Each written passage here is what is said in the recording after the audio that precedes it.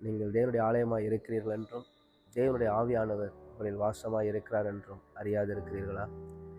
ஒருவன் தேவனுடைய ஆலயத்தை கெடுத்தால் அவனை தேவன் கெடுப்பார் என்று சொல்லுகிறார். ஆனால் தேவனுடைய ஆலயம் எது? தேவன் வாசம் பண்ணுகிற ஸ்தலம். நான் அவர்களுக்குள்ளே உலாவி அவர்கள் தேவனாய் இருப்பேன், அவர்கள் ஜனங்களாய் இருப்பார் என்று கர்த்தர் சொல்லியிருக்கிறார். ஆகவே நம்முடைய சரீரம் தேவன் தங்குகிற ஆலயமாய் இருக்கிறது. நம்முடைய சரீரம் தேவன் தங்குகிற ஆலயமாய் இருக்கிறது என்றும் தேவனுடைய ஆவியானவர் நம்மில் வாசமாய் இருக்கிறார் என்றும் நாம் அறியாது இருக்கலாமா? ஆகவே அருமையான தேவ பிள்ளைகளை நம்முடைய சரீரத்தை பரிசுத்தமான ஜீவ பலியாய் ஒப்பு கொடுத்து கர்த்தரை நாம் ஆராதிப்போமானால் அதுதான் தேவனுக்கு பிரியமான ஆராதனையாய் இருக்கும்.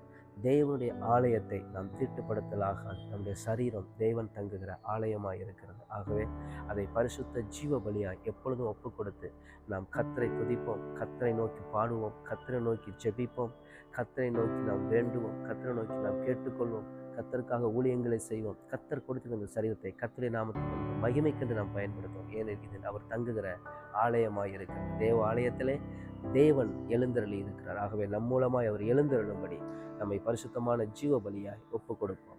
தேவனுடைய ஆலயமாய் இருக்கிறீர்கள் என்றும் தேவனுடைய ஆவியானவர் உங்களில் வாசமாய் இருக்கிறார் என்றும் அறியாதிருக்கிறீர்களா? ஒருவன் தேவனுடைய ஆலயத்தை கெடுத்தால் அவனை தேவன் கெடுப்பார் என்று சொல்லுகிறார். ஆனால் தேவனுடைய ஆலயம் எது? தேவன் வாசம் பண்ணுகிற ஸ்தலம். நான் அவர்களுக்குள்ளே உலாவி அவர்கள் தேவனாய் இருப்பேன், அவர்கள் ஜனங்களாய் இருப்பார் என்று கர்த்தர் சொல்லியிருக்கிறார். ஆகவே நம்முடைய சரீரம் தேவன் தங்குகிற ஆலயமாய் இருக்கிறது. நம்முடைய சரீரம் தேவன் தங்குகிற ஆலயமாய் இருக்கிறது என்றும் தேவனுடைய ஆவியானவர் நம்மில் வாசமாய் இருக்கிறார் என்றும் நாம் அறியாது இருக்கலாமா?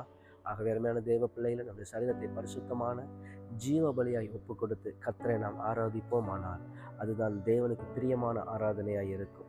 தேவனுடைய ஆலயத்தை நாம் தீட்டுப்படுத்தலாகாது. நம்முடைய சரீரம் தேவன் தங்குகிற ஆலயமாய் இருக்கிறது. ஆகவே அதை பரிசுத்த ஜீவ பலியாய் எப்பொழுதும் ஒப்பு கொடுத்து நாம் கர்த்தரை துதிப்போம், கர்த்தரை நோக்கி பாடுவோம், கர்த்தரை நோக்கி ஜெபிப்போம், கர்த்தரை நோக்கி நாம் வேண்டுவோம், கர்த்தரை நோக்கி நாம் கேட்டுக்கொள்வோம், கர்த்தருக்காக ஊழியங்களை செய்வோம். கர்த்தர் கொடுத்திருந்த சரீரத்தை கர்த்தருடைய நாமத்துக்கு மகிமைக்கென்று நாம் பயன்படுத்துவோம். ஏனெனில் இதில் அவர் தங்குகிற ஆலயமாய் இருக்கிறார். தேவ ஆலயத்திலே தேவன் எழுந்தருளி இருக்கிறார். ஆகவே நம் மூலமாய் அவர் எழுந்தருளும்படி நம்மை பரிசுத்தமான ஜீவ பலியாய் ஒப்பு கொடுப்போம். கர்த்தர் பெரிய காரியங்களை உங்கள் வாழ்க்கையிலே செய்வார்.